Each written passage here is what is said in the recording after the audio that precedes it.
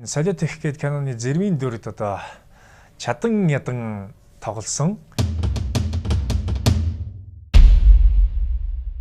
Ер нь зэрмийн дүрийн хувьд бол бид өөр уран бүтээлчийг бол энэ кинонд анх урьсан юм. Би ч өөрөөс бодож байгаагүй. Бархууд байхгүй характерыг гаргаж ирж үзэгчдийн өмнө өөрийгөө харуулна гэдэг бол энэ бол жүжигчүүнд бас л олдохгүй завшаан багхгүй. Гинтл нэг өдөр орой оройл одноо ер нь энэ киноны зэрэм гээд энэ эрэгтэй гол дүр дээр чамааг бас ингээд тоглуул яах вэ гэдэг талаар бид бүхэн сая ярилцж байгаад ирлээ. Бархуугийн авьяасанд бол би итгэж байсан. За үнэхээр та нар тэгж байгаа бол би нэг үзье, оролдоод үзье. Хэдүүлээд гэхдээ яаж одоо хувирах вэ?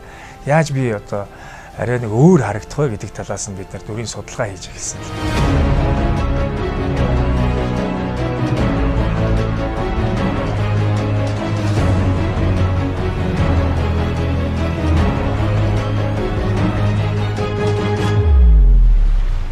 Сүүлд нь одоо ингээд эргээд би киногоо хараад байх нээр онон битээр ярьдیں۔ Харин ч бараа тоглосон зүг болсон юм болов уу гэж.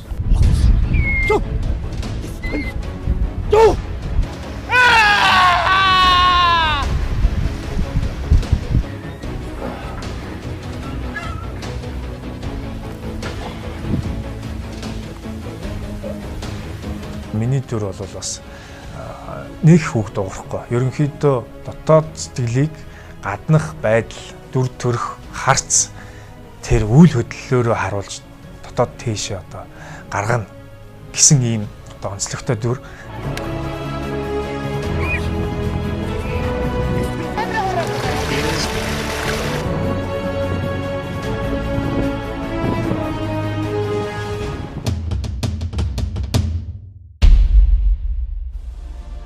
Олон хоног үргэлжилсэн Солиот их гэдэг киноны зэрэм гэдэг дүрийн зураг авалт дуусаад хамгийн сүүлийнхаа зураг авалтыг бас л Монголын минь сайхан байгаль эхлэлгээтэй газар болох бид бүхэн хамгийн сайн мэддэг Төв аймаг 100 мод хотын Манчрын хэд дээр энэ зураг авалт маань дуусч байна. Энэ дүр дээр бархуу маань бол маш сайн тоглож бидний итгэлийг бол маш сайн даасан.